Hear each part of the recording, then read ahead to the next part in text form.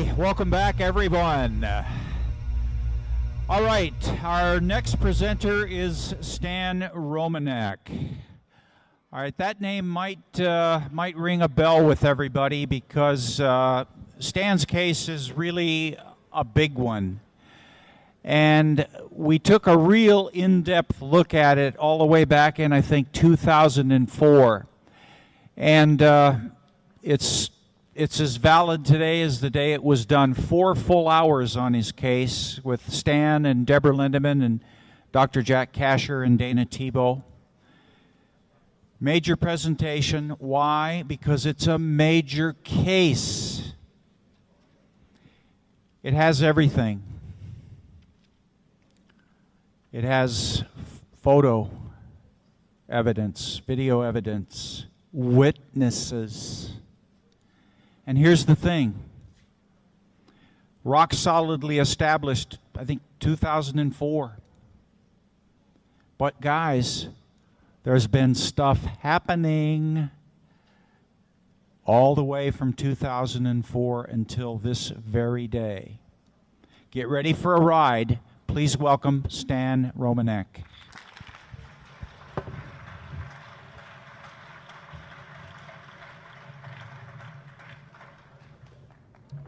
Can everybody hear me? Yeah, you can hear me.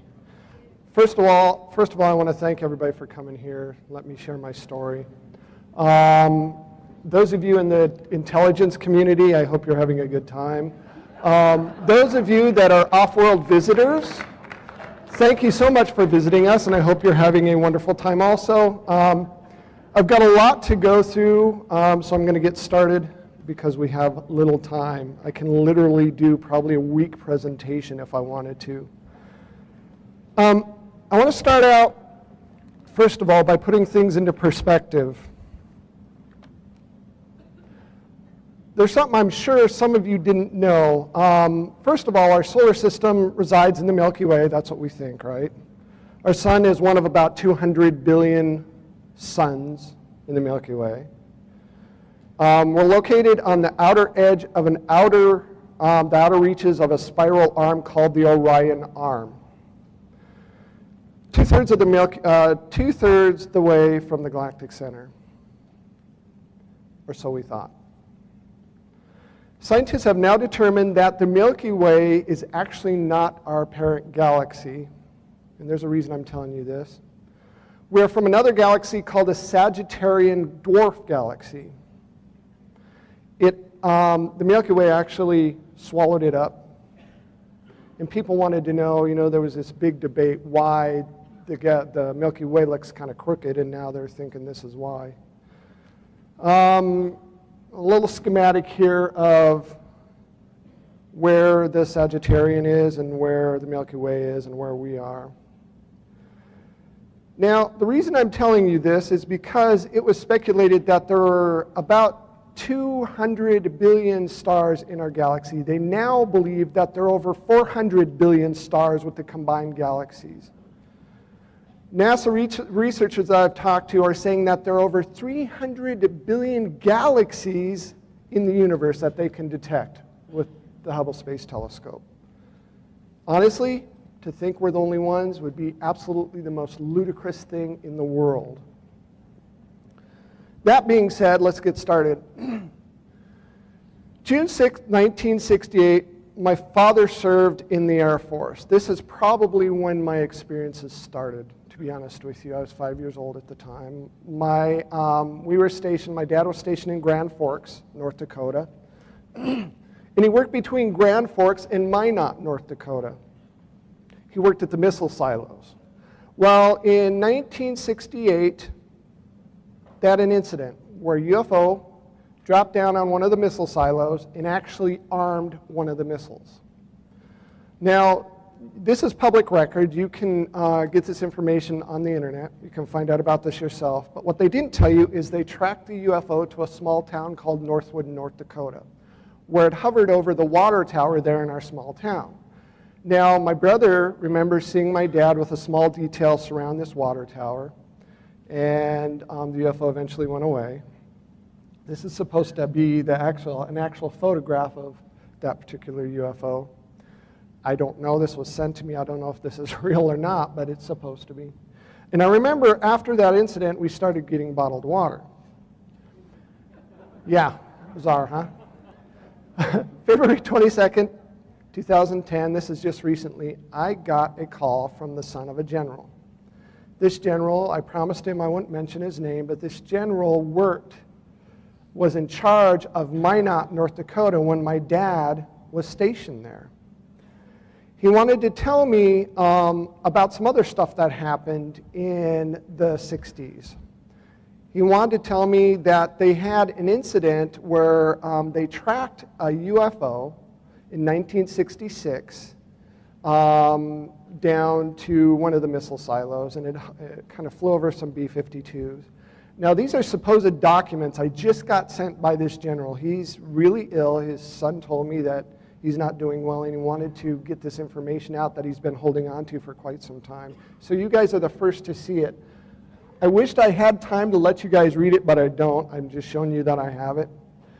This is one of the witness reports. The MPs actually took a picture. This picture is first time ever seen by the public.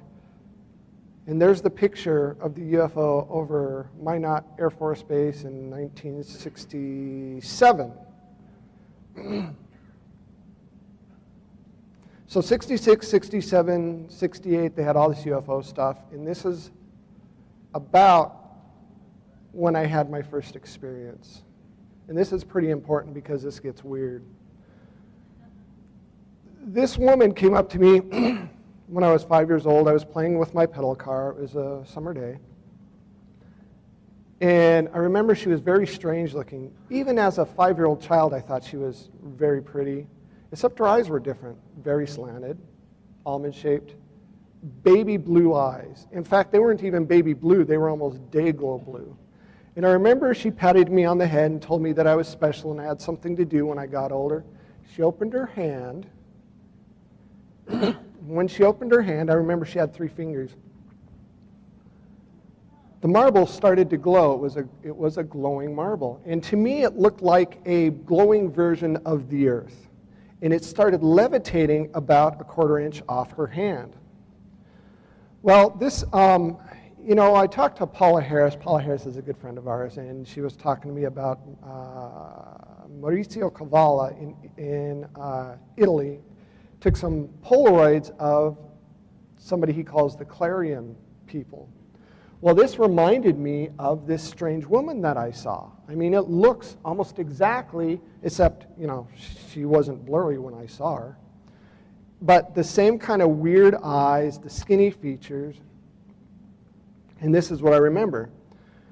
This same woman followed me throughout my childhood. We moved from North Dakota. I was born in Denver, moved to North Dakota when I was really young, then moved back to Denver. And in between there, my dad was stationed for a little while in Cheyenne, and she was there the whole time. The last time I saw her, I was up at a playground. I was about 10 years old, waiting for the swimming pool to open at the local park. She came up to me, and she started talking, and I was swinging on swings, not paying attention. And I looked up, and she said, "You're one of us. We're you." And I looked at her. Why would this, being 10 years old, that's really unusual. But what got me was the fact that her mouth was not moving when she told me this. Now, as a kid, you kind of don't put 2 and 2 together. You kind of blow it off. Until December of 2000, I had my first real sighting. I didn't believe in this stuff. I thought anybody that believed in this stuff was crazy. I wanted them to stay away from me. But I met somebody online. She lived in Nebraska. I lived in Colorado. And, I wanted her to come visit me. We became really good friends. We were kind of dating this long-distance relationship. And I'm thinking, what's the best way to do that? Well, I decided to go up to what is known as Red Rocks Amphitheater, a very well-known spot up in the foothills of Colorado. Beautiful. They have concerts there. And I was going to videotape the surrounding area. This was about December 27th, beautiful winter day, snow on the ground, perfect setting. And I was going to mail this videotape to her, and I was going to, send her some flowers, something. I never made it to Red Rocks. onto the side of the road. There were about 30 cars pulled off to the side of the road. And if you look, you can see the power lines. Behind the power lines, you see what's known as Dinosaur Ridge, and behind that is Red Rocks. Above the power lines, I'd say probably a good anywhere from 60 to 200 feet. Kind of hard to judge distance when you're afraid. There was an object, and when I saw this object, all these people were looking south, and I looked to see what they were looking at, and this object was hovering above the power lines. I'm thinking, man, that is the weirdest hot air balloon I had ever seen in my life. Well, it turned out not to be a hot air balloon at all. It turned out to be a UFO. In fact, when I got close to it with my van, it started pacing my van. I remembered, even though I was scared, I got a little brave because, there were people around. I was going to try to outrun it, but, yeah, good luck there. I pulled off to the side of the road, and I got my camcorder out, and I started videotaping this object. Well, the object reorientated itself and literally shot to about 1,000 foot in a blink of an eye. Now, growing up in the Air Force, I remember as a child the jet fighters would fly over us early morning, and they'd create these sonic booms everywhere. Well, that's what this object did. It made no sound until it popped away, and it made this sonic explosion that I could feel in my shirt. There were a bunch of people there. We all watched this object. It morphed, it changed shape, it did all these weird, bizarre things, and eventually corkscrewed away. I remember standing there with one of the guys, and about 10 minutes later, two F-16s flew the same direction as this object corkscrewed away to. This is what I thought I saw. I remember, as I got close to this object, looking in between these spheres, and these spheres were rotating counterclockwise under this bigger object. Was the blackest black I'd ever seen in my life. In fact, even today, I've never seen anything that black. It looked like if I got close, I could have thrown a rock into infinity. Now, even more amazing is, the local news did a report. Hopefully you can hear the sound. A UFO sighting near Red Rocks no sound. Sunday right after the X-Files on Fox 31 News. A Lakewood man seeing something unusual in the sky, grabs his video camera. I noticed something kind of just right above the power lines. A UFO, an expert says. This is nothing like any other UFO video I've seen. Judge for yourself. Sunday on Fox 31 News at 9 o'clock. I became the UFO guy. I got to know these people personally because I started having so many experiences. Shortly after the news report aired, I was contacted by someone that was stationed at Nellis Air Force Base. Well, I didn't know this, but somebody at Nellis had tracked this same object.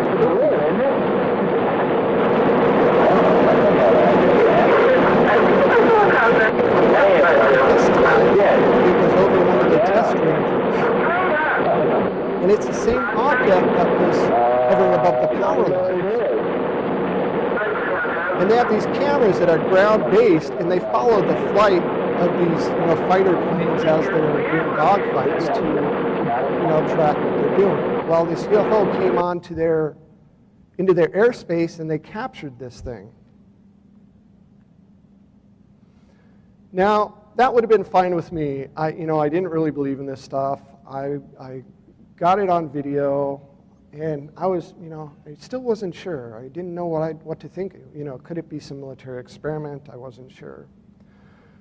I had some business in Pennsylvania. This was September 1st, 2001. I decided to pick up my girlfriend, she's my wife now, Lisa, and we went to Pennsylvania with my best friend. On the way back, we were followed. Now, I'm not the first one to spot this. My wife did. I don't know if you can see that little white dot, but we were followed through 2.5 states, Ohio, Indiana, and Illinois, by a large disc. Every time we pulled over to try to get video of this thing, the darn thing would pop into a cloud, and we were playing this cat and mouse game through those states, and I was getting concerned. And, we were kind of comical. We were driving 80 miles an hour down I-80 with our heads sticking out in a camera going like this, and people were looking at us. But that's the only way we could actually get any video of this thing. And it only got weirder and weirder and weirder. September 20th, 2001, I was managing a store, and I was about to close the store for the evening. It was time to go home, and I just let my last customers out. Before I could lock the doors, they came running back in. They said, "There's something above your work, there's something above your work." Well, the first thing I thought was, somebody's crawled on the roof and they're playing some kind of game, who knows. I went outside to look above the roof, and they pointed up toward the sky, and I see this sphere, this big red blinking sphere, approximately 40 foot in diameter. Must have been anywhere from 1,000 to 2,000 feet up. And it was just staying there. And I'm looking at this object. Eventually, it slowly floats away, and I've already seen, 2 UFOs now? I'm getting a little paranoid. Well, I go home. My friend and my sister were waiting for me. We lived in an upstairs apartment. I run upstairs, get my camera. I said, come outside, because this thing followed me from my work, and it was just right above the apartment complex, so now I'm really paranoid. Well, I go up there, I get my camera, and by this time it's off by some cloud, and you can barely see it. I get some footage of it, but we talk about it. I don't even think we were supposed to go to dinner. I don't think we ever even made it to dinner. But my friend leaves, goes home about 11 o'clock. I go to bed. My sister goes to bed. I was woken up 2 o'clock in the morning by a knock at the door. Now, this drives me crazy. I don't know why they keep using this. It's just got so many holes. The debunkers, all the TV shows will tell you if you have an abduction experience, it's sleep paralysis. Come on, They don't explain how Betty and Barney Hill could have been taken out of their cars. They don't explain how Travis Walton could have been taken up in Snowflake, Arizona. My first abduction, I was fully awake when this happened. There was no sleep paralysis. I was not hallucinating. I got up to answer the door. My sister had already answered the door. She was standing there literally with this dumbfounded look on her face, staring at the ceiling like she was still asleep. While there were 3 people outside, and I thought they were teenagers or something. I wasn't exactly sure because they were smaller. And I got close, and I'm looking at them. It's like, why are they wearing costumes? And those are the most bizarre masks I had ever seen in my life. Well, the first thing I thought is, oh my God, they're going to rob us. They're here to rob us. I'm yelling at my sister, don't let them in. They're going to rob us. Don't let them in. And, it's interesting because these are not your typical ETs that, people talk about. They aren't the little gray guys. There was a female and 2 males, and you could tell she was a female. She had female parts, which is unusual too. They also didn't have normal extraterrestrial eyes. They didn't have the black eyes. Their eyes were massive, massively huge, almond-shaped, wrap-around, day-glow blue, baby blue. I can't describe the color eyes. Well, the female pushed my sister aside like she was unconscious, came in, grabbed my wrist, and unless this happens to you, this is really hard to explain. A thought popped into my head. It's going to be okay. You're fine. We're not going to hurt you. The thought, no, it wasn't mine, and it's not going to be okay. I flipped out, or I tried to flip out. She grabbed my wrist, and she started leading me to the balcony. Well, somehow I snapped out of whatever trance I was in, and there was a male on either side of me, and I grabbed one of the males, and I was going to throw him off the balcony. Well, guess what? It didn't work. I felt a tap on the back of my head, and that's the last thing I remember other than waking up. I can't tell you if it was a craft, I can't tell you if it was a room in a basement, but it was like someplace I'd never seen before. Unfortunately, you're going to have to get the book to find out. I don't have time to tell you, I'm sorry. This is what I thought the female looked like, although, honestly, I can try to draw this or have somebody draw this every which way, and I still can't get it quite right.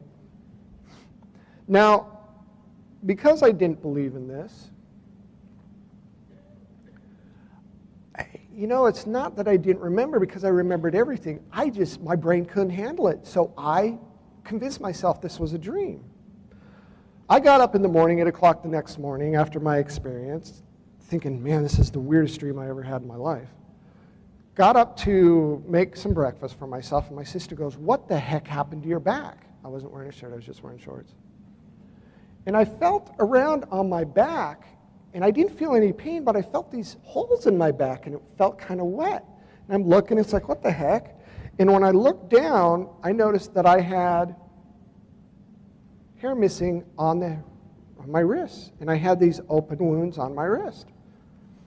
Well, I really started to flip out. I was having a really hard time with this. Got a hold of my friend. My friend said, look, let's get you hooked up to your local UFO organization and maybe they can help you and figure this out. Well, I got involved with the local UFO organization. They started documenting everything. One of the things we noticed that these wounds that were open wounds actually healed in less than 48 hours. Probably more like maybe 40 hours. To nothing but these tiny little scars. One of the researchers involved with my case now said, look, if you've been abducted, a lot of times if you have scoop marks, open wounds, they'll fluoresce under black light. And it wasn't very reassuring because cattle mutilations do the same thing. Well, they got a black light, and they, first we put it on a scar that I had on my leg. Didn't do anything, but as soon as we got close to those wounds that I had on my back or had on my wrist, they lit up like a Christmas tree. I tried everything. I tried a Brillo pad, I tried gasoline. That stayed under my skin for about 90 days before it finally went away. September 22nd, 2001, I needed to get away. Some friends got together and they were having like an astronomy party. They were looking at, one of our friends got this really big telescope he just got and he wanted to go try it out. I just gotten off work. This is September 22nd, 2001. And I got off work kind of late and I was headed up to this park called Daniels Park. It's south of Denver. It's a nice area to go for night watching because you can see, it's high enough that you can see everything around it, and it's far enough away from Denver that you can still see the pretty lights, but it's dark that you can see the stars. I drove up Daniels Park fairly late. I was headed up the dirt road toward the park. All of a sudden I see this red flashing light. The whole area was being lit up by this red flashing light. First thing I thought was, I have my blinker on. Shut my blinker on, the flashing kept happening. But it was real fast. And it lit up, and it reminded me of the same flashing that I saw on the UFO above my work, just, a day or so earlier. I looked out the window, and I see this UFO almost right above me, so close I probably could have thrown a rock at it. Scared me to the point where I thought I was going to pass out. I hit the gas. I must have been doing about 100 miles an hour up that 20-mile-an-hour dirt road, just trying to get away from this thing. I had my camcorder with me. I took it with me.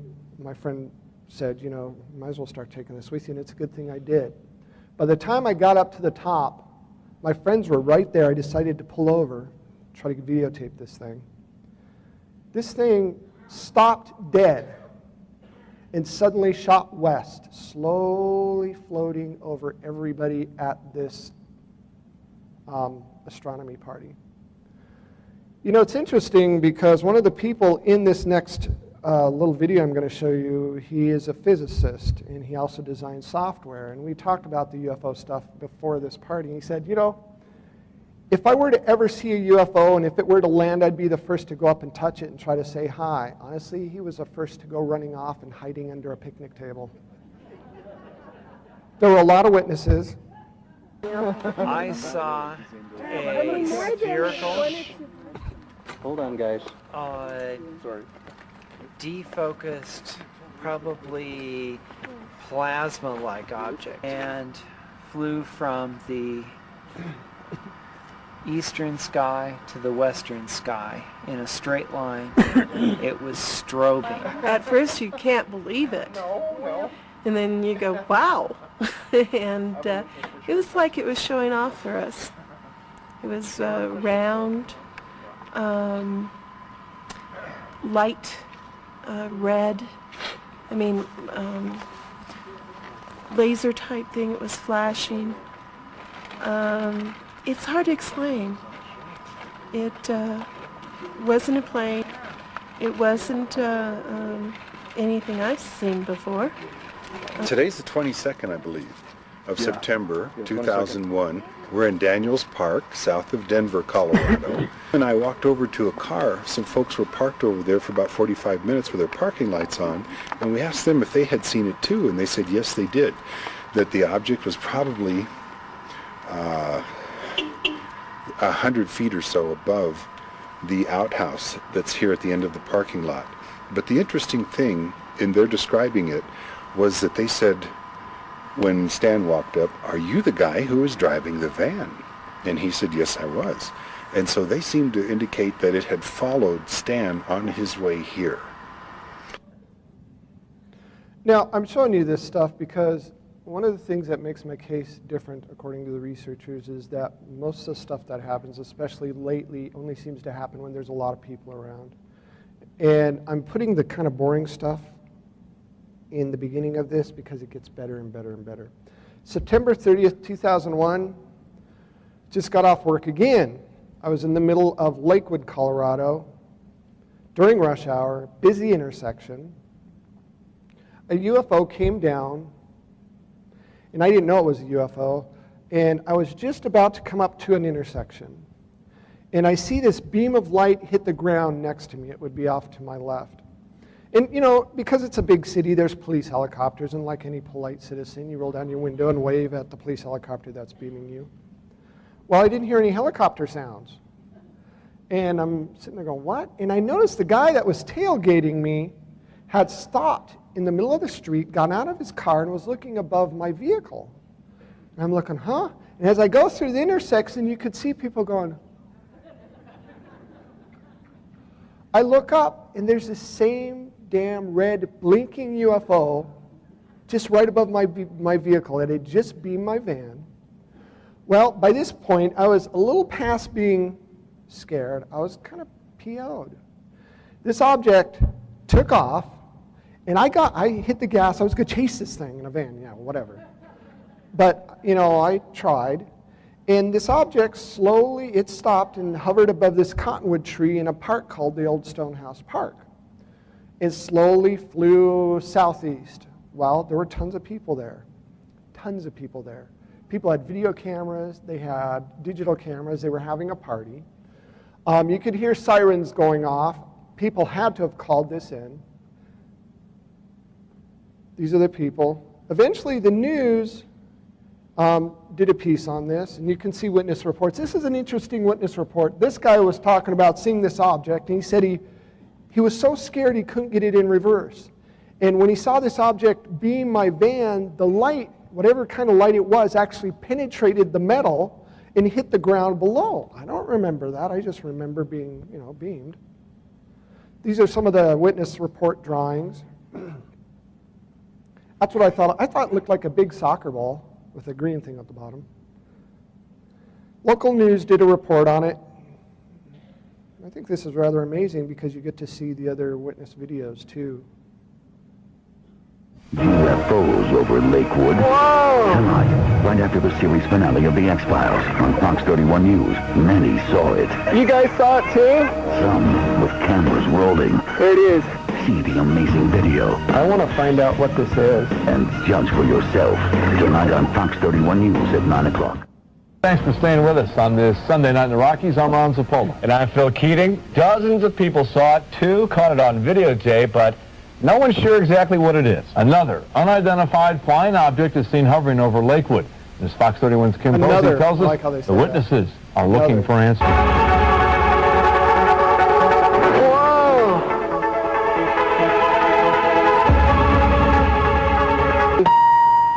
There it is, there it is, there it is, there it is. You can hear the excitement and anxiety in Stan Romanek's voice as he videotapes this unidentified flying object. Whoa! An object he says he noticed after it spotlighted his car. I looked out my window and there's this big red blinking orb, probably about maybe 60 feet above my car. Stan says he followed the object with video camera in hand. That was September 30th last year at the Old Stonehouse Park in Lakewood. What the hell is that thing? A park filled with people, the curious and the concerned. You guys saw it too? Yes, we did. We all saw it. Wow. This group was having a birthday party in the park. Her daughter's yelling, aliens, aliens, and we thought the kids were just playing, and then we looked up and I couldn't believe it. Geez, I'm shaking like a leaf. Man, this thing was right in front of my car. I was chasing it down the road. This is what they couldn't believe. This is a second videotape. A tape a woman at the party shot. Same object, same question. You think it's an alien? I don't know. Numerous people reported seeing the object to the National UFO Reporting Center. Now the Mutual UFO Network is investigating. For me, on a scale of 1 to 10, this is a 13. George Zeiler is the deputy director of MUFON International, and he's heading up the investigation. He sent Stan's tape to several experts for analysis. It's not an airplane. It's not a helicopter. It's not a balloon. So what is it? George isn't sure, but he's got some ideas. My opinion is that these cannot be from this planet. I would like to know where they're from. What are they doing here? Why are we of such interest to them? We or Stan? George wonders if he could be a target. Whoa! Stan saw similar objects 3 times that month, and weird things were happening to him. Birds flying into his car. He has this electromagnetic personality where he walks up to a car and all of a sudden the windshield wipers, the lights come on, and the windshield wipers come on. Plus, Stan found fluorescent markings on his body. Whatever it is, it's not shy. It seems to want to be recognized. If it's, targeting me, I'm not anybody special. I have no idea why. February 11th, 2006, a witness came forward with some 35 millimeter pictures. She found our address in the phone book, or actually online. I guess her grandfather lived in the area, took some pictures of something he saw beaming something out in the road. And these are 35 millimeter pictures he took of this object beaming my van. And I put it in a little motion thing so you can kind of get an idea of what this object looks like in motion. Very bizarre. It almost looks like liquid of some kind, really unusual. June 25th, 2002, I couldn't deal with this. I really couldn't deal with this. When you were if you're a big skeptic like I was, it's kind of hard for you to accept having your paradigm shifted in this way. The researchers involved with me said, we're going to try to get you some help. Why don't you go for regression? Well, I don't even believe in regression. What's that? I decided to do it anyhow. This rocked my world probably more than seeing the UFO, honestly. I remembered from my previous experience that I had all these symbols in my head. Now, what's really important to understand is I'm severely dyslexic. I have, if I'm lucky, a 4th grade math level. I'm embarrassed to say that I have to ask my kids how to spell, which is really amazing because I have a best-selling book, but I don't know how to spell worth a hell of beans and I can't do math. Well, the researcher, when she was doing her regression, said, can you remember any of these symbols? I said, yes, I can write them down. She gave me a pad of paper, my eyes closed. I'm sitting there writing these things down. I did it in like 20 seconds. That's my first equation that I wrote. What's interesting about this, the top equation ended up being, according to the researchers, and they had to send this to a University of Nebraska physicist to get this checked out, ended up being element 115. What's interesting is they didn't have element 115 when this was written. Also, what's in here, I remember they showed me the planet alignment down there. That's where they're from, which ended up being somewhere in Orion's belt. Then there's our solar system, which has 10 dots in a sun as opposed to 9 dots in a sun. And then formula for Drake's equation, times 100. I don't know why I wrote that, but I had put times 100 because that's what I remembered. Interestingly enough, 2 years later, somebody sent me a clip that some Russians, I think the Russians and German physicists actually, or chemists actually invented element 115 2 years after I wrote this. I had the equation for it, or the elemental structure for it, written down out of nowhere. They didn't have this element yet. They didn't even have the equation for it yet. I also remember when I was being abducted that something important was going to happen. And every time during this abduction, I'd say, when's this going to happen? All they'd do is flash this in my head, these dots.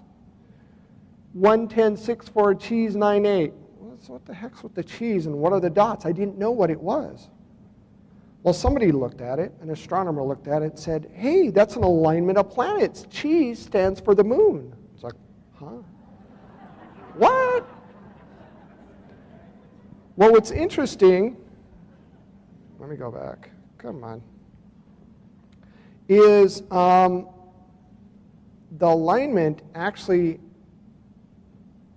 is a date for September 21st, 2012. I do not believe in the doomsday scenario, I'm sorry. One guy went to look at a Mayan calendar and he said, oh, the Mayans have the end of the world. You talk to the Mayan elders that are alive now and they'll say, no, he got it wrong. It's a calendar. If anything, it's going to be a shift. It doesn't say anything about doomsday. One guy started that. That's not the case. I can guarantee you it's not the end of the world. 100% guarantee you. July 19th, 2002, I was on Entertainment Tonight. This is cool because they had NASA look at that UFO. Plus, is this footage of a UFO? The man behind the alien autopsy has new footage 2 TV networks are interested in. Next, in the Entertainment Tonight cover story.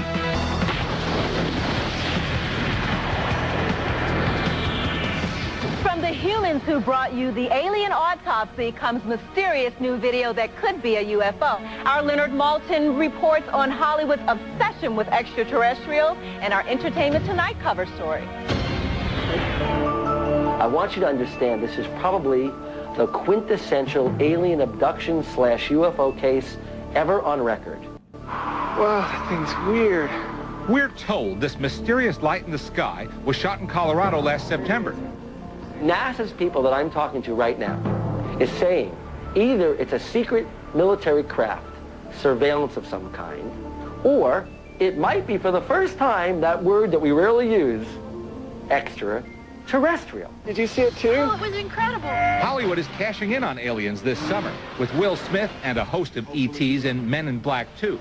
And opening in August, it's Mel Gibson in Signs, which explores the possible supernatural origins of these crop circles. I have a basic belief in supernature, in the nature that exceeds and is higher than our own.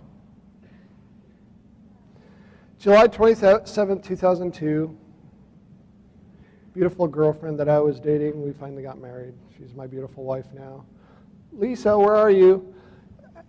Lisa, stand up. I got to tell you, without this woman, I would be nobody. Really, she supported me, she keeps me grounded, and she's helped me through all this stuff that I've gone through. Moved to Nebraska because I wanted to get away from this scary stuff. Yeah. It followed me in the middle of a busy city. Why would I think that I should have thought about this, really. Honestly, I was happy to move in with my beautiful wife, but there's no way I could get away from this because we moved to a very small town in Nebraska. Woke up, noticed that our alarm clock was upside down. Didn't think anything of it. Got up and there were pens all over the floor. Also found another equation. Apparently I started writing equations in my sleep. And they get more complex and more complex. Some of them are known. Some of them, they're still, even to this day, some of the top scientists or physicists are going, this is amazing. What is this? We don't understand this. And they're slowly piecing it together. November 17, 2002, I was abducted again. This time I was left outside. Freezing weather, buck naked. All the slide bolts were locked from the inside. I had more like scrape marks on my back. They thought it was probably some kind of skin grafts. And I had this horrible pain in my side. It ended up being a broken rib. Now, I also had a lump in this hip right here. Now, this is important. Remember that lump. my wife, and it took a good half hour to wake my wife up. It's like they turn everything off when they take you. I don't know how they do it, but I was knocking at the doors, knocking at the windows. I didn't want somebody to see some freak out in the middle of the night, 20-degree weather, buck naked, knocking at windows. She eventually let me in, and I was really sick to my stomach. I had this horrible taste in my mouth. I was going to throw up, and I put my hand in my mouth, and I realized that I was holding something. And I opened my hand, I dropped the substance, and it kind of floated down onto the countertop. They had the substance analyzed, and it ended up being something called elemental bismuth. Now, I found out later that this is used for electromagnetic experiments. High voltage power lines and, power companies use this because it's really good for non-conduction of heat, non-conduction of electricity. It's kind of used for a barrier. What am I doing with it in the wilds of Nebraska, holding it after an abduction experience? Even more bizarre, the next morning my wife wakes up and there's this weird kind of burned circle in the yard. Interesting thing about this circle is they found microscopic bits of meteorite dust in this circle. They don't know where it came from. They use an EMF meter, the EMF meter would go crazy. They use a compass, the compass would go crazy. January 5th, 2003, gets even weirder. I'd already written equations. Again, I refused to believe this stuff. This is ridiculous. I can't believe this is going on. I had a dream my stepson was taken. This is when it got kind of serious for me. We were told that it wouldn't affect my stepkids, but apparently it did. I got up, middle of the night, my wife woke up, she goes, you're not going to feel good about things. Why don't you go check on him? And I did. He was about 8 years old at the time. And I didn't see anything out of the ordinary, so I went back to bed. Next morning, I was eating a donut or something. My wife was smoking, and we were drinking coffee, and we're sitting on the back deck, and I looked up, and on our window, in lipstick, was this weird symbol in this little formula. It's like, oh no, my stepson. First thing we did was we got up to check on my stepson. Well, see this weird symbol? Well, this weird symbol was above my stepson's bed. We turned around, and in his handwriting, we see this writing in marker on the wall. It's a formula my stepson drew after he had an experience. It's his handwriting at 8 years old. May 31st, 2003, we were having so much stuff happen. And let me tell you, when you're a true abductee, you have something called high strangeness begin to happen to you. Anything and everything paranormal you can imagine. Our house was the most haunted house. Everything, flashes of lights, all kinds of things. Our furniture would disappear, reappear. Our remote controls would disappear, reappear. The scientists said, hey, look, we're going to hook up surveillance cameras. We got to come up there. We got to buy, the surveillance stuff. In the meantime, why don't you just get something kind of small and hook it up and see what happens? Well, we did. We got a motion-activated camera. We hooked to our computer, and we captured this.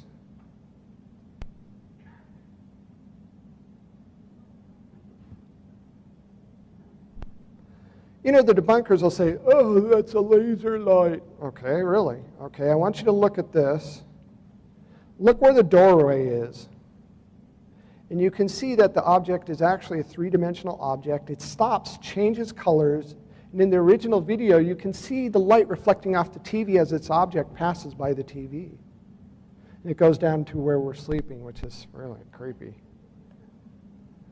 July 17th, 2003. I don't know. How many people have seen the alien in the window video? That's all over. Okay, raise your hand. This got me on the map. I thought we had a peeping Tom. The reason I showed this video to begin with was there's something that's being started in Denver called the Denver ET Initiative. It's a ground roots effort to try to get the government to admit that ETs are real and to try to do something about it at the ground roots level. I let these people use this video for the press conference to try to get things rolling, and let me tell you, they went nuts. I was on Larry King. I've been on just, I don't know how many TV shows, how many radio shows over this video. How this video got started was, I thought we had a peeping Tom. I got up in the middle of well, it was late evening, let's say. I was watching TV. I got up and I see movement out of one of the windows. It's like, who's looking in our window?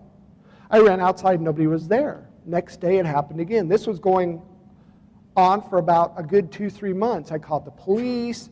I let all the neighbors know. We set up little sticks and twigs underneath the windows so if he stepped on them, we could hear him, and I had a bat by the door. I have twin stepdaughters, beautiful stepdaughters. They're 21 now. They were young teenagers at the time. I thought this was some kind of pervert. Well, one of the researchers involved in my case said, hey, you got a camera. Next time you see movement outside of the window, why don't you set it up and walk away? I did. It says no video, but that's okay. It's already all over the internet. It doesn't matter. I didn't go to bed, though. I went to the bathroom, sat at the edge of the bathtub reading a magazine. I saw 2 flashes of light. After the second flash of light, I looked out, and I see this little figure pop down. It's like, yes, I got him. This is the video that I got. When I looked outside the window, I see this thing running away, and let me tell you, my wife thinks this is the funniest video ever, the way I react, because I jump around like a little girl. But I want you to notice at the bottom of this video. Okay. Bottom of the window. Just kind of keep it rolling there.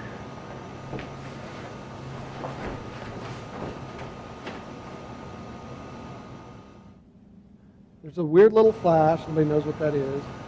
Pause. For some reason I'm prancing around. I don't know why I did that.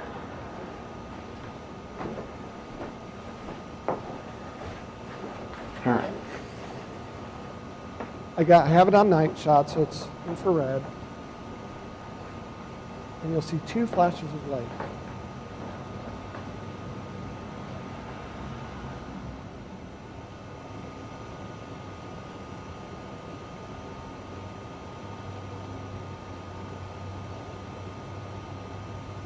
And I'll pause it on the flashes. There's the first flash. It's kind of bright. The second flash is amazing. They said it was as bright as the sun right outside my window. There's no sound, though. That's what's amazing. Now look at the bottom of the window, and I want you to notice the infrared reflecting off its retinas. He blinks, he moves its mouth, he squints, he, she, whatever it is. See him?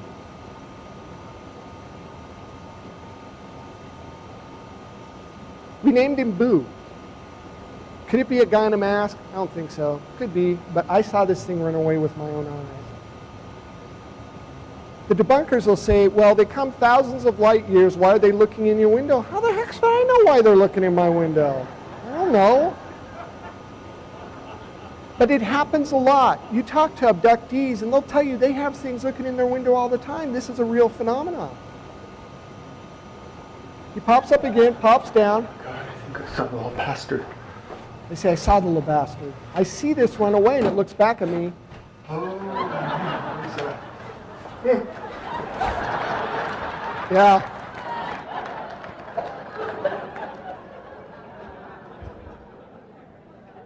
Scared the living bejesus out of me, I gotta tell you. Because its eyes were not normal. I thought it was a little kid, and then it looked back. It's like it sensed that I was there. It looked back at me. It's like, oh my God. These are the stills. We got better, we got some good stills of it.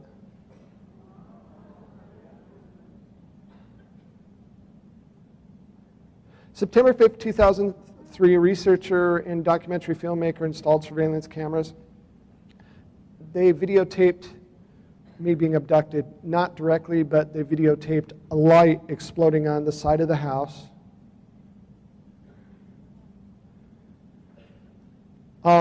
By where the surveillance camera was on the side of the house, the grass looked like it started like steaming or something, and these weird little bubbles started coming down, and suddenly the camera got disrupted and turned off. There was a strange beeping sound that you could hear, and what sounded like off in the distance like my stepson going, Mom, Mom. They analyzed this and found that it wasn't my stepson, it was some mechanical device that they used. They think they used this voice to wake me up and to get me to go outside looking for my stepson so they could take me. But here's a little bit of information about it. The sound.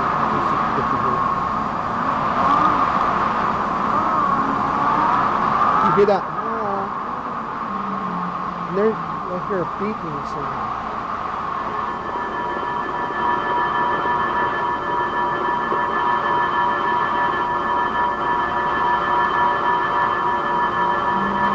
Beeping is important.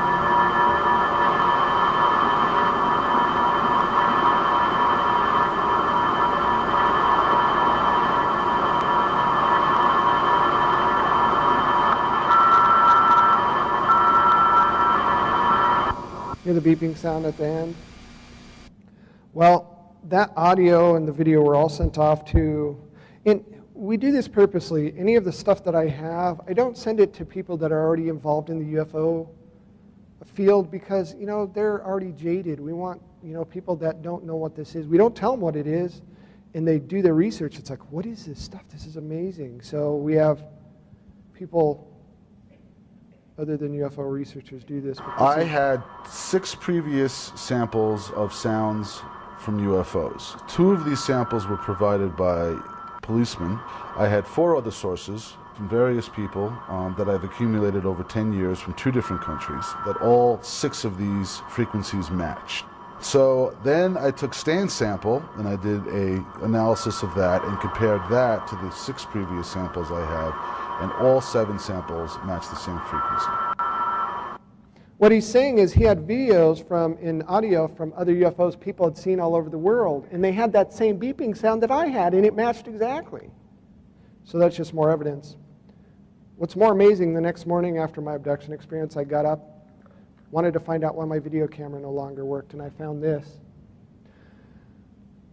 You can see, if you look, you can see a flat spot at the top because the light, whatever it was over the house, and it hit the gutter there, and it literally cleaned or got rid of all the mold and dirt and dust and everything all the way through the molecular structure of the siding. And it also melted and warped the siding like some kind of bizarre heat.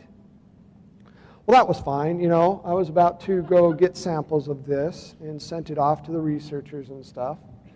Woke up the next morning because there was pounding outside. Now, we were renting this duplex, and I got up, and there were people outside replacing the siding. It's like, okay, something weird's going on here. They wouldn't look at me. They wouldn't look me in the eye. I decided to get my camera. They told me they were there. The landlord wanted them to replace all the siding, and they were there to replace the siding. They took my camera down. They had it nicely set on the ground, which kind of upset me because that was a real expensive surveillance camera. And here's me talking to them. Suddenly, people showed up to do sighting of the house. They said they're from the landlord. I can't get a hold of my landlord to verify it, but in any case, I think it's rather unusual that suddenly they come do the sighting. So I'm going to videotape them doing the sighting and try to get them to tell me what day it is. I had the camera hidden, and I got them to tell me what date it was. So this was the day after the experience. And right in between those windows, you see him right where he is, right above him is where the camera was.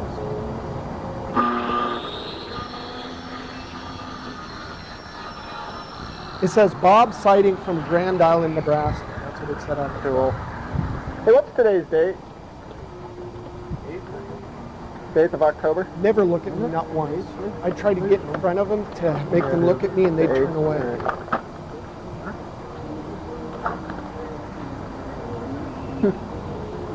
Kept his head down. Well, all of a sudden, I went in, I grabbed a piece of siding. I asked them if I could take some of the siding because they had siding laying all over the ground. They said, absolutely not. You can't take one piece because we have to prove to your landlord that we did all the siding. It's like, okay, I knew something was up there. While they weren't looking, I grabbed one of the most important pieces where the camera was, took it off. There's nothing he was going to do about it. Anyhow, there's nothing he could do about it. He didn't see me. Called the landlord. The landlord was on vacation.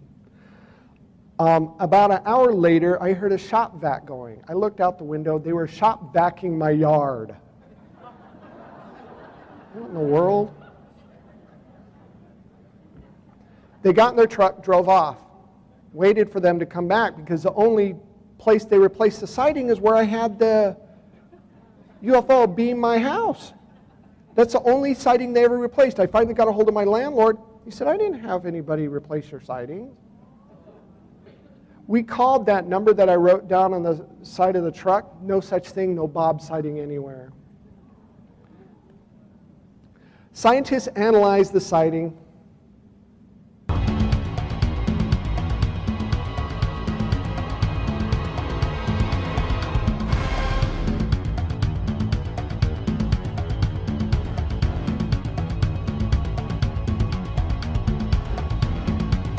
There was a discolored area due to heat, and I don't know what caused that. October 20th, 2003, had a strange dream about squares. Just write stuff down. February 13th, 2004. Yeah. Oh my God, this is really important. Funniest thing, I mean, how funny can it get? You have to make fun of this or else you'll go crazy. I had a dream that my wife was being messed with. Woke up because I dreamt there were little grays shoving something down her throat while she was laying in bed. She woke up coughing. That woke me up 2 o'clock in the morning. I got up to go to the bathroom, and I couldn't move. I was literally walking like this. It's like, what in the world? Turn on the light, and I was in this woman's one-piece nightgown. It's like, what the heck?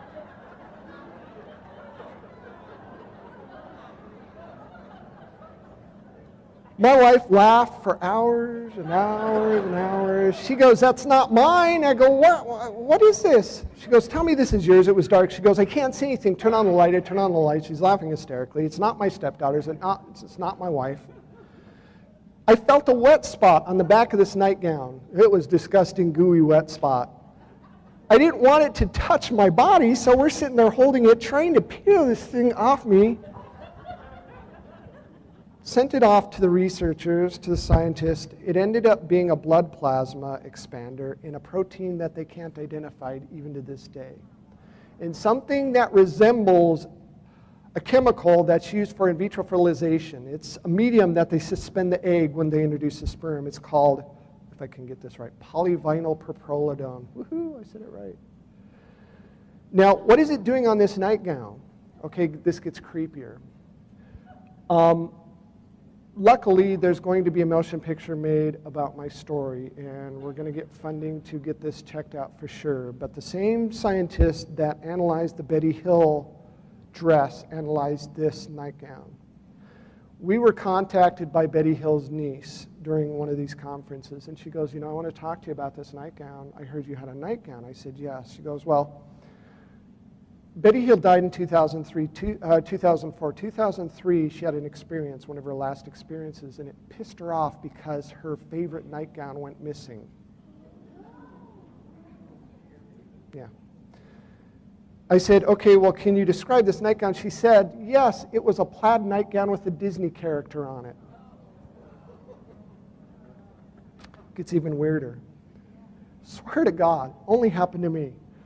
My friend, for a bachelor party, got me a shirt. He had it made specially. It says, I've been abducted by aliens, and all I got was this lousy t-shirt. You can't tell me those guys don't have some kind of, you know, I don't know. They laugh about the stuff they do to me. They have to. But the shirt, I went to bed with that shirt, and it ended up missing. What's interesting is when Betty Hill's niece went over, they found this shirt that says, I've been abducted by aliens, and all I got was this lousy t-shirt. Unfortunately, Betty Hill thought she got it from one of these conferences. Supposedly, she has a picture of it.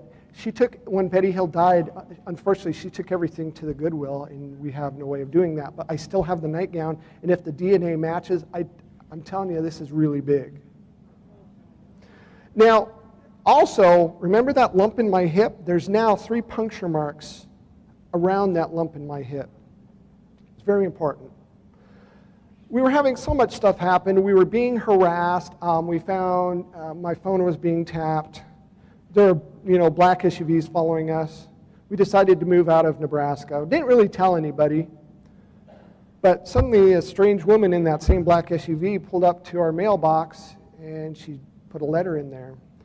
And it says, good luck on your move to Colorado, and remember we're watching. It's like, how the heck did they know we were? She put $40 in this card.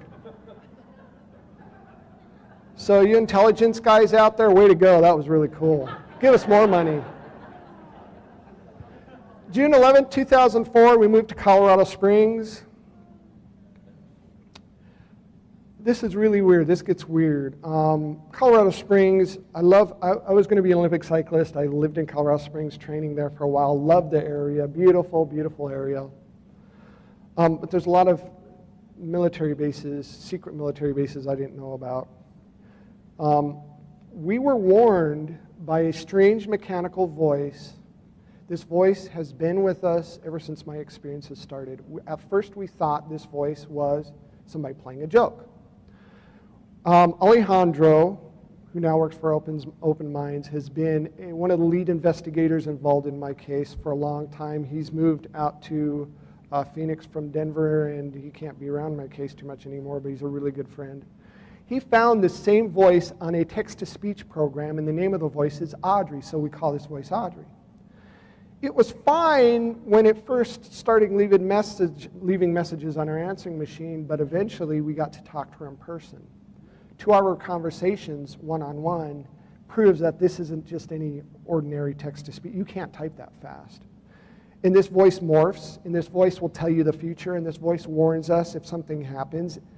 Sometimes it does stuff that just absolutely blows your mind, but this is the first Audrey call we got. Okay, Lisa, hit the button. 1 old message. Hello, Stan and Lisa. My intention is not to scare or alarm you, but to warn you. It is great that you are back in Colorado, but Colorado Springs was not a good idea. It seems you have moved into their backyard. Now it is easy for them to get to you. I know how stubborn you are, Starseed, but please heed this warning and know that Lisa and the children are at risk also. Now listen, Starseed. You know you are different. Follow your instincts and stay alert. This is too important. Soon it will all be revealed.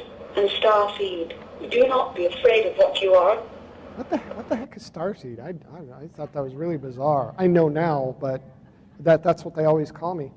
August 9th, 2004, my stepdaughter got a new camera, took pictures. Very beautiful pictures of the clouds. I put it on my desktop and noticed something. It's like, what in the world? She had a fit. She goes, this is your baloney. I don't want this camera. You take it back. You know, teenagers, they don't like stuff like that, anything that makes them look uncool. Well, she's got a twin sister. Her sister goes, I want to take pictures of UFOs, so she went out taking pictures. She wasn't going to download them till the next morning. Put the camera by the computer. We found the camera on the floor. It had 2 extra pictures on it. I'm going to let you look at this picture for a while. Do you see the eyes? This is the next picture. Now, do you see the eye, the nostril, and the mouth at the bottom? Yep, we call this one Curious George. It took an accident. We think it accidentally took a picture of itself and dropped the camera. August 13, 2004, I felt something sharp poking out of that strange lump in my hip. Remember that lump in my hip? It's a little sliver. Started poking out. Took it to the doctor. Doctor said, I don't know what it is. Looked at it in an x-ray. We can see it, but it's probably a fatty deposit. When it was taken out, it had fuzz all over it. And the fuzz, once it hit there, it looked like, white mold fuzz. I don't know how else to explain it, but once it hit there, it started melting, started liquefying. Cleaned it up, put it in a test tube, took it home, called the researchers. They said, oh my God, you have an implant. It's like, huh? Well, take all kinds of pictures of it, videotape it under different lighting conditions, and then hide it. Well, we did. We videotaped it, took pictures of it under regular light, under black light. Interesting thing, under black light, the darn thing turned orange. We shut off the black light, the damn thing still glowed orange. My wife was in charge of hiding it. I didn't know where she hid it. I went to bed. We went to bed that evening, and I hear this high-pitched squeal coming out of this the radio next to my bed. I woke up the next morning, told my wife about it. She goes, oh no, the implant. She hid the implant in the test tube in the back of the battery compartment. We took the battery compartment, opened the battery compartment, and we found that the implant in the bottom of the test tube were blown to bits. This is how small those pieces are. This is really kind of cool, actually. This was sent to Cal Berkeley. When we sent it in a sterile jar. By the time it got to Cal Berkeley, it had made a teaspoon of its own amino acid, something that they're still trying to identify. It was blown apart, they figured out, by high-frequency sound. Remember those little hairs I told you about? There's evidence of those little hairs. Even more amazing, these tiny, tiny, almost virus-sized microscopic computer chips, they think. Tiny microscopic gears in this little... They determined that it is some kind of biological nanotechnology that we don't have, and it totally flipped them out.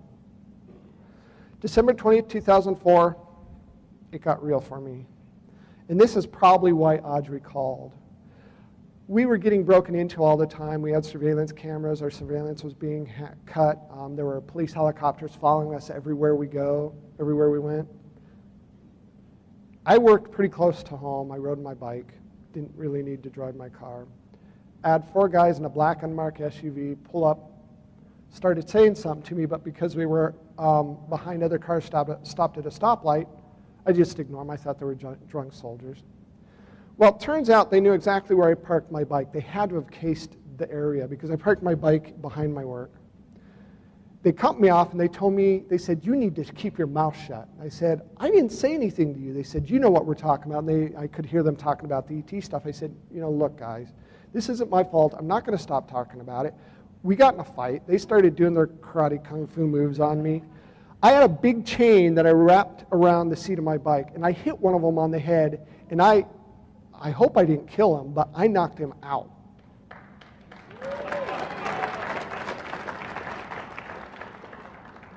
I felt a tickle on my back, and I hit the dirt. They actually tased me.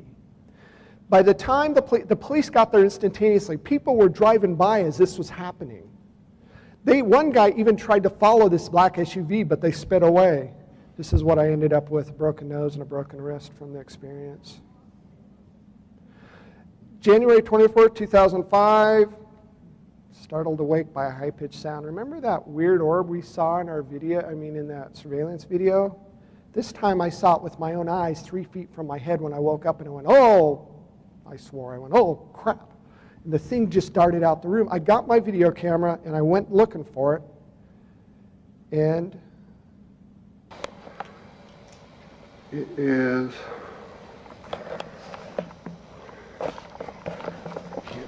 You'll see it come from the left bottom to the right upper very fast, and I slow it down, and then it comes back the opposite direction, kind of slow.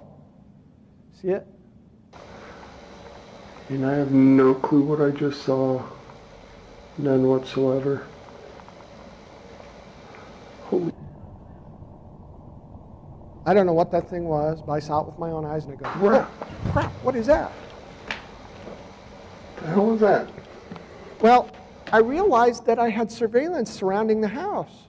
I looked at the surveillance video, and this is what the surveillance camera picked up.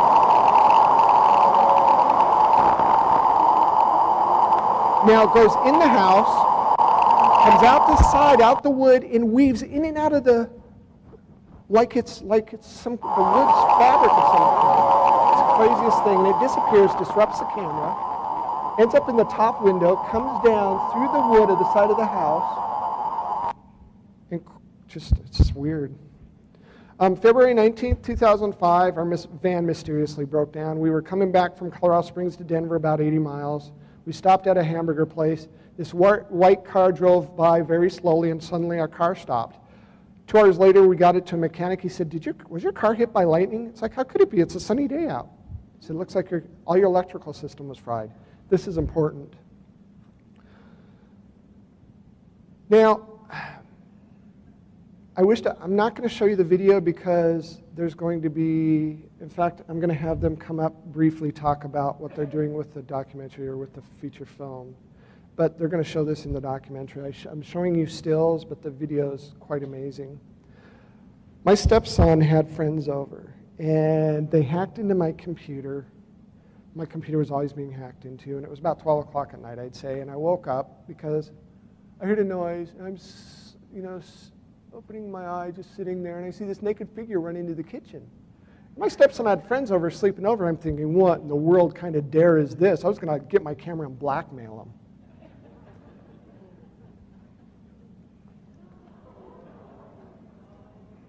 You should see the video. It's quite astonishing.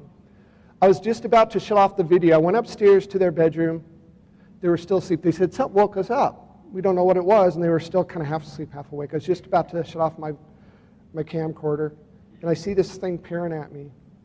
It closes its eyes, ducks down a little bit, and slowly moves away.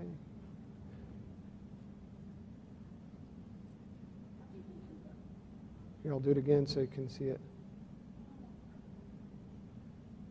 Closes its eyes, ducks down, and slowly moves away. I went from the kitchen to the dining room, back to the kitchen, back to the dining room. When I go to the kitchen the last time, there are 5 flashes of lights on the windowsill. I woke up on the ground 45 minutes later, the same time my camera started up by itself. Only remember seeing flashes of lights. I had no idea that I just had an experience with a little guy. I had to look on the videotape to remember what happened, and I still kind of don't remember. My surveillance cameras didn't work. Couldn't figure out why. It's like, yes, we got one of them on camera. Well, I went to go check out these $500 a piece VCRs that were installed, and there was a burn mark in the top of the first one, in the bottom, into the next one, through the cupboard, out the side. We don't know how they did it, but we opened the VCR, and see that top left one? There's a little kind of blob. That's a ceramic diode. Ceramics usually blow up at about 1,000 degrees, something like that. This is melted. How in the world do they do that?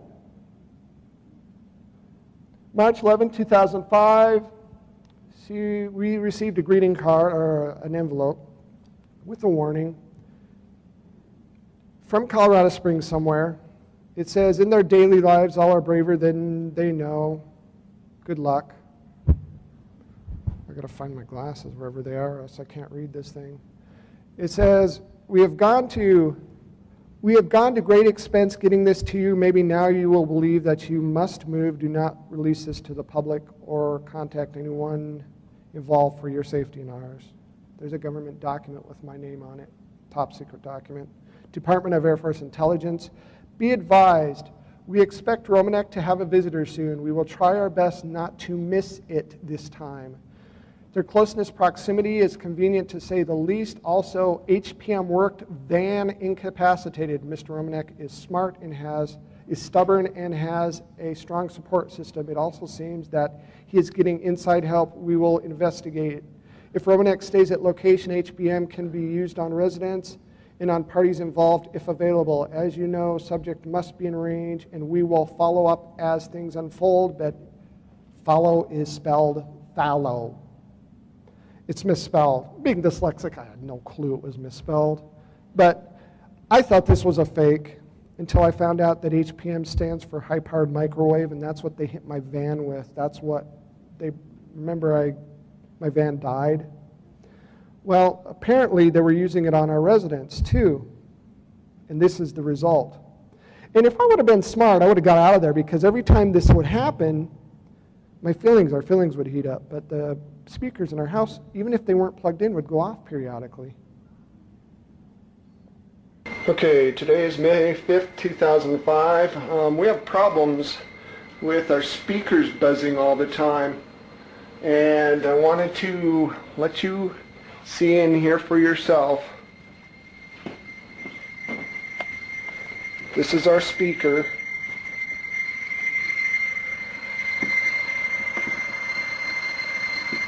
And the speakers are off, completely off. There's no light. Go to the other one. Can you see? I don't know what the hell's causing all the speakers to go off like this. All right, I'll go downstairs so you can hear the speakers downstairs.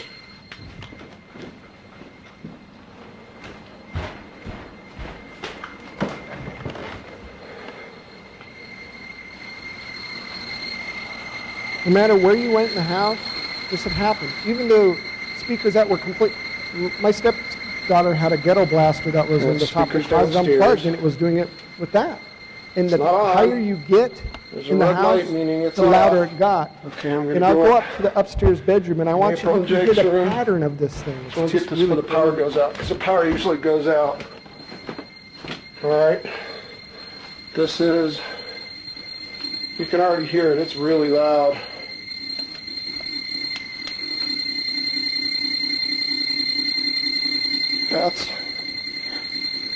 They were hitting our house with high-powered microwaves.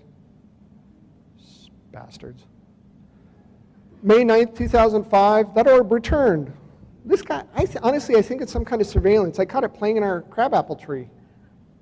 I was just talking to Nancy. Where'd it go? There it is.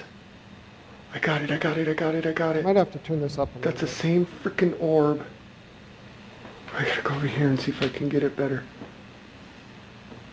Where'd it go?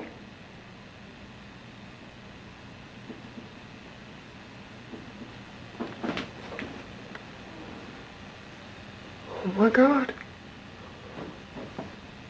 There's a fox out there too. That is the craziest freaking thing. Just sit there. That's the same damn orb. Obviously, it wasn't afraid over of my this head thing. when I was Maybe it sleeping. wasn't a fox. Maybe it was something in I the just finished talking to sky. I don't Nancy. know. It's about 12:30, May 8th. Well, it'd be May 9th, 2005, I guess.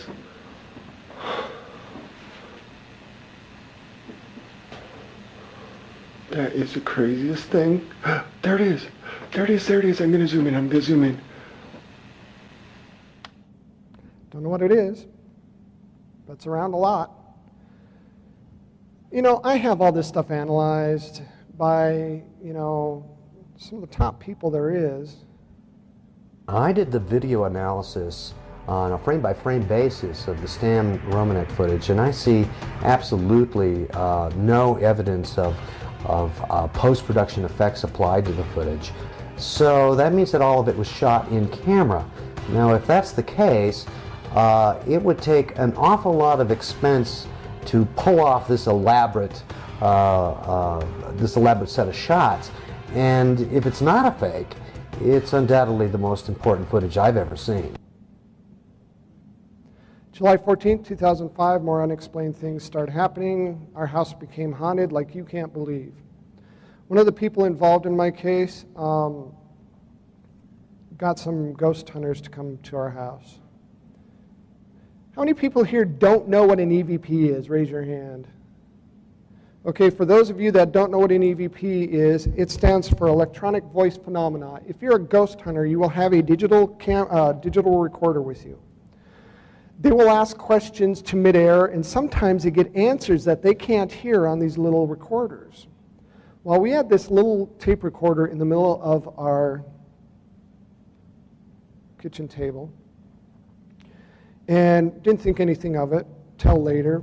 The researchers, we were listening to this this tape recorder, and we picked up this weird sound coming off this tape recorder, an EVP.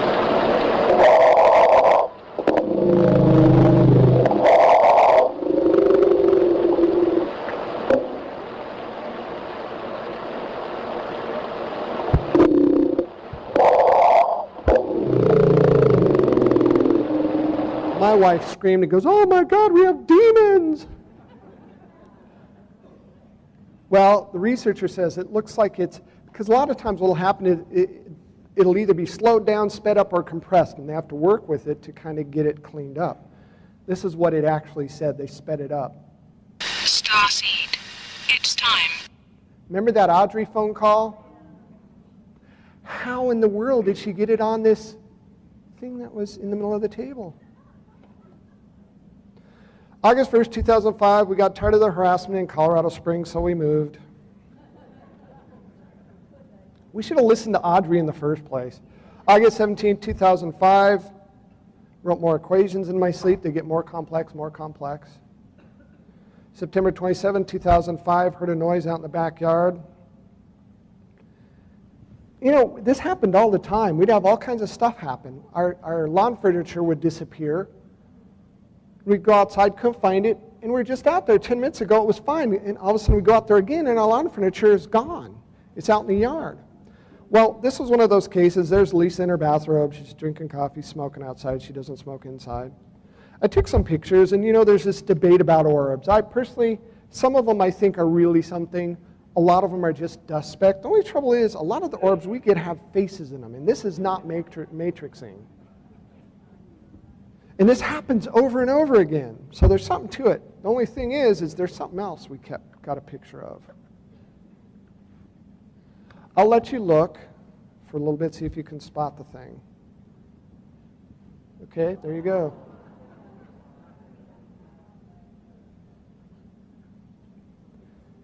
There's another one. I'll let you see if you can spot it this time. Do you see them? Let me see if I can get this thing working. Right, is this on? Yeah, right there.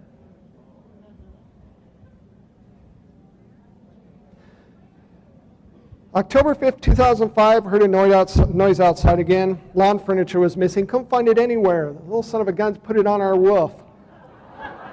We had to leave it on our roof. We had no ladder to get up there. The neighbors would walk by and goes, what in the world is your chair? We had to say some kids played this prank. We had no other way to explain it.